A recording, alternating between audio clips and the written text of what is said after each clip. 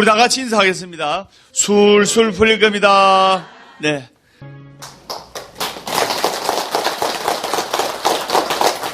네, 법담 스님에서 행복책 중에 좋은 문구가 있어서 스님이 같이 낭송하고 시작하도록 하겠습니다. 합장하시면 눈을 감아주시기 바랍니다.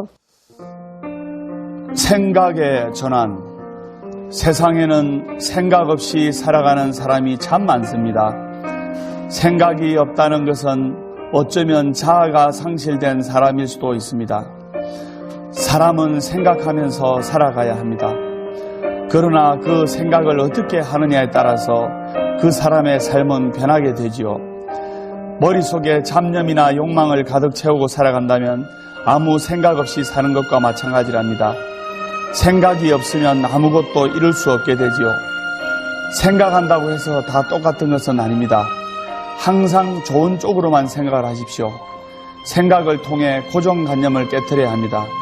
안 된다는 생각보다 된다는 생각으로, 할 수 없다는 생각보다 해보겠다는 생각으로, 소극적인 생각보다 적극적인 생각으로 생각의 물꼬를 틀어보면 어떨까요?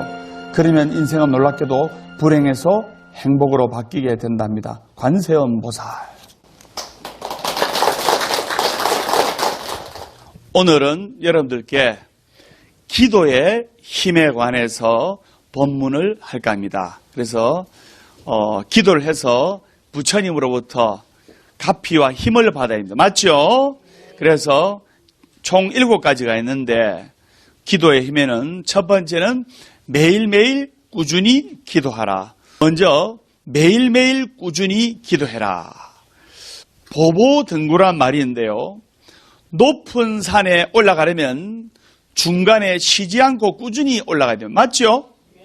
중간에 쉬엄쉬엄 쉬면은 올라가기가 더 힘들어집니다. 그래서 매일매일 꾸준히 기도하는 것이 정말로 중요한 겁니다. 그러면 매일매일 기도해서 가피를 받은 분의 이야기를 한 가지 하겠는데, 우리 절에 70세 대신 어느 노보살님이 계셨어요. 그래서 아들이 41살인데 장가를 못 가는 거예요. 선만 보면 여성 쪽에서 실탁하는 거고. 그래서 그분은 41살 된 아들이 결혼 한번 해보는 게 소원이었거든요. 그래서 그 아들을 데리고 저리 왔는데, 제 아들, 41살 된 아들 보고, 야, 저 장가 가겠나? 이런 생각이 들 정도로 좀 그랬어요. 그래가지고 그 보살님이 매일매일 와가지고, 기도를 하고 가셨는데, 기도도 뭐 30분, 1시간 기도하는 것이 아니고, 법당에 들어와서 절 삼배하고 부처님한테 눈도장 한번 탁 찍고, 부처님요, 내일 또 오겠습니다. 가고, 옷도 좀 허름하게 입고 계셨고, 경제적으로도 좀 어려워 보였습니다. 그래서, 나이가 70이 넘은 보살님인데, 그래서, 기도를 시작하면 5분, 10분도 안 돼가지고, 절 삼배하고 눈도장 찍고 돌아가고, 또 다음날도 5분, 10분도 안 돼서 눈도장 찍고 돌아가고, 매일 그렇게 기도를 반복했어요. 그래서 하도 제가 궁금해가지고, 보살님, 매일매일 기도를 하려면 다만 30분, 1시간이라도 하시지, 왜 그렇게 허둥지둥하고 가기 바쁘고, 허둥지둥하고 가기 바쁘십니까? 이유가 뭡니까? 물었더니, 스님요, 제가 부처님 얼굴 뵈러 왔는데, 괜찮잖아요? 괜찮지요. 근데 너무 빨리 가잖아요. 제가 70이 넘었지만 직장에 다닙니다.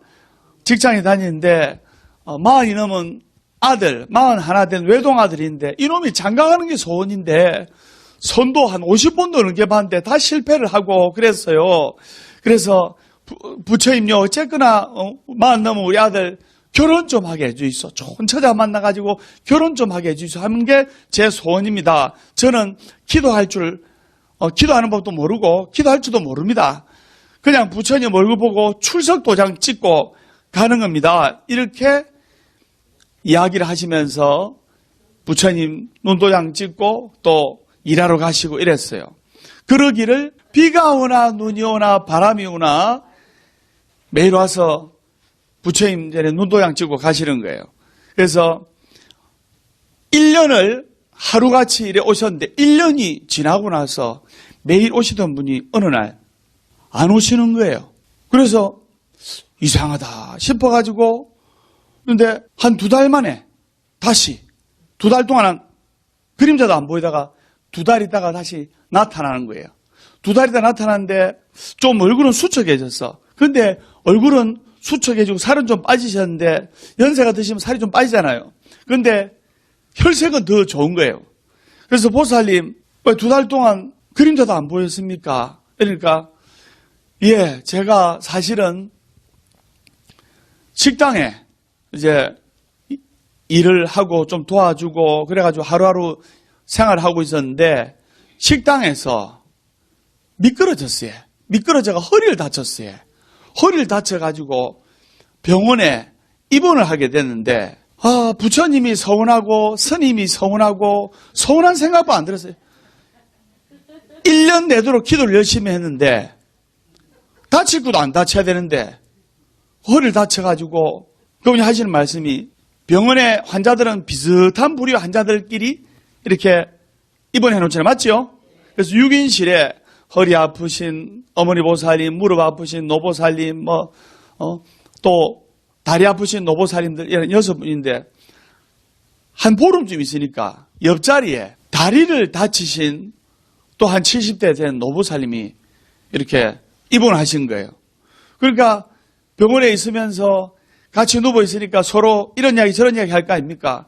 그래서 허리 다치신 우리 신도림 보살님이 나는 40 넘은 우리 아들이 있는데 결혼도 못하고 이렇게 있습니다. 근데 직장은 이래 다니긴 한데 이런 이야기를 하니까 그 무릎 다치신 70대 노보살님이 하는 말이 나는 35된 딸이 있는데 시집을 못 가고 있습니다. 이렇게 이야기를 하는 거예요.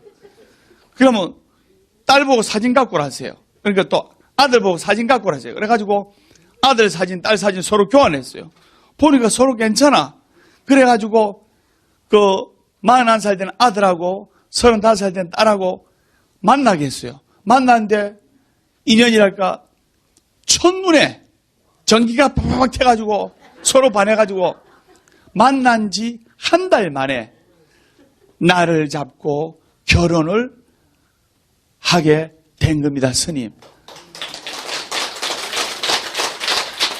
이제 우리 아들하고 또 며느리도 이제 맞벌이를 할 건데 아들도 직장 다니고 며느리도 직장 다니고 맞벌이 할 건데 시외로 이제 가게 됐습니다. 또 다행히 며느리가 나를 모신다네요, 스님. 그래서 아들 내외 아들하고 며느리하고 저도 알콩달콩 같이 이렇게 살게 되었습니다. 그래서 부처님 전에 앞으로 시외로 이사를 해서 자주 오지는 못하겠지만은 부처님 전에 이렇게 문안 인사 드리러 왔습니다. 법담 스님 감사합니다. 부처님 감사합니다 하고 절 삼배하고 그 아들 딸들 결혼할 때 또 저한테 주례를 부탁한 거예요. 그래서 제가 주례 본 분들 다 잘 살아요. 그래서 주례를 받으러 해가지고 지금 아기 놓고 행복하게 잘 살고 있습니다. 그래서 소원성취의 이야기지만은 여기에 중요한 교훈이 하나 있습니다. 뭐냐면 매일 꾸준히 이 노보살님은 부처님과의 만남의 시간을 가졌다는 겁니다. 그래서 공부도 꾸준하게 하는 사람이 우등상 받고 하지 한 달 동안 탱자탱자 놀다가 벼락치기로 하는 것은 한계가 있단 말입니다. 맞죠?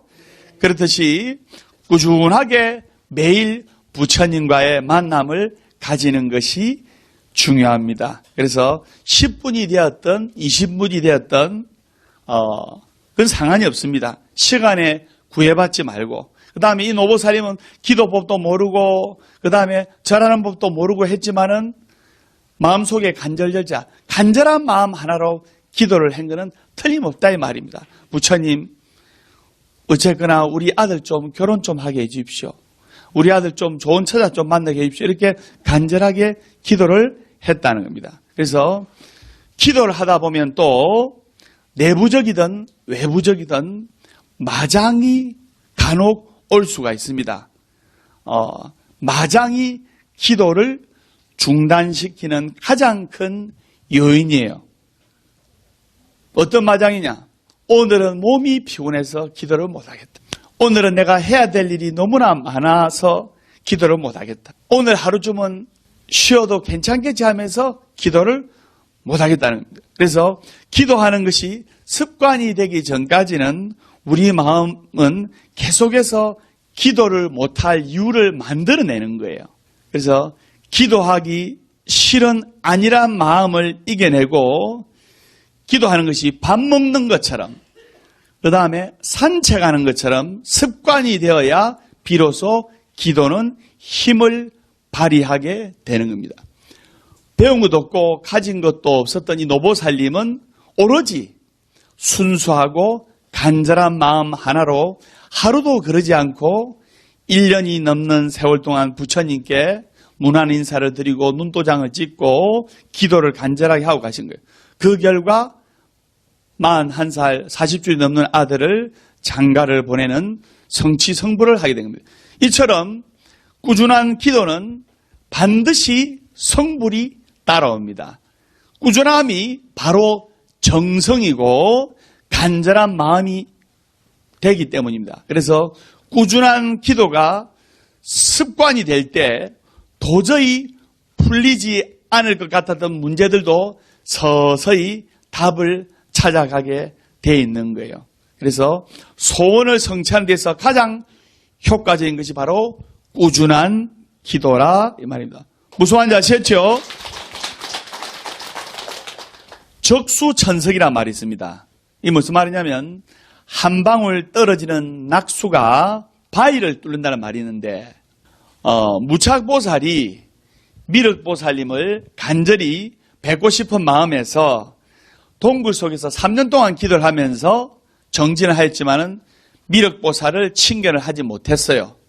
그래서 3년 동안 수행정진하고 용맹정진하고 열심히 기도해도 미륵보살을 칭견 못했을 때 모든 걸 포기하고 실망하고 그 동굴 속에서 나오다가 바위로 떨어지는 물방울이 바위에 깊이 홈을 패어서 3년 동안 바위 앞에서 떨어진 물방울이 바위에 커다란 구멍을, 길다란 구멍을 내는 것을 보고 다시 크게 깨달아서 열심히 수행정진해서 결국에는 미륵보살을 칭견했다는 그런 이야기도 이와 같은 맥락인데, 그래서 김연아나 박태환 같은 훌륭한 선수들도 꾸준한 노력으로 세계 정상에 우뚝 솟았고, 에디슨과 파스칼 같은 세계적인 위인들도 꾸준함을 통해서 눈부신 성과들을 세상에 남겼습니다. 에디슨의 명언이 떠오르는데요. 뭐냐면 나는 지금까지 그야말로 우연한 기회에 어떤 값어치가 있는 일을 성취시킨 적이 없다. 나의 여러 가지 발명 중에 그 어느 것도 우연히 얻어진 것은 없었다. 그것은 꾸준하고 성실히 일을 함으로써 이룩된 것이다. 라는 에디슨의 이야기가 떠오릅니다. 또 파스칼의 또 명언이 떠오르는데요. 해야 할 일을 하고 있는가? 이것은 가장 중요한 과제이다. 왜냐하면 당신의 인생에 있어서 오직 하나의 의미는 신이 원하는 이 짧고 제한된 시간 속에서 하고 있는가 아닌가에 달렸기 때문이다. 당신은 지금 당신이 해야 할 일을 하고 있는가 뒤돌아볼 때다라고 파스칼이 이야기를 했습니다. 예나 지금이나 세상의 모든 성과들은 꾸준함을 통하지 않은 게 없어요. 그래서 돈을 모으는 것도 하루하루 작은 돈이 모여서 목돈이 되는 것이고, 공부 또한 꾸준함이 모여서 실력을 만들어내는 거예요. 심리학자 말콤 글래드웰이 이런 말을 했는데, 1만 시간의 법칙이라 했는데, 1만 시간의 법칙, 1만 시간을 투자하면 그 분야에서 도사가 되고 그 분야에 대해서 전문가가 될 수 있다는 말입니다. 그래서 1만 시간은 하루에 3시간씩 10년을 투자를 하면 이루어지는 시간입니다. 자, 예를 들어 보겠습니다. 서예도 하루에 3시간씩 10년만 해보세요. 서예 달인이 됩니다. 뭐든지 자기가 좋아하는 일을 하루에 3시간씩, 자기가 하고자 하는 일을 3시간씩 해보세요. 10년만. 그 분야에서 달인이 되는 겁니다. 이게 일만시간의 법칙인데 소원 성취를 위한 기도 역시도 마찬가지입니다. 매일매일 부처님을 뵙고 또 기도하다 보면 전생의 업장들이 소멸되고 현생의 습관이나 말 행동들이 바른 쪽으로 변화되며 나아가서는 소원을 성취를 하게 됩니다. 그래서 매일매일 광명진언이든 금강경이든 천수경이든 신묘장구 대단한이든 화엄경이든 자기한테 맞는 경을 택해가지고 꾸준하게 기도해 보십시오. 반드시 원하는 바가 술술 풀리고 반드시 소원이 성취가 되게 되어 있습니다. 술술 풀리는 스님이 기도하면 술술 풀리게 되어 있습니다. 그것을 아셔야 됩니다.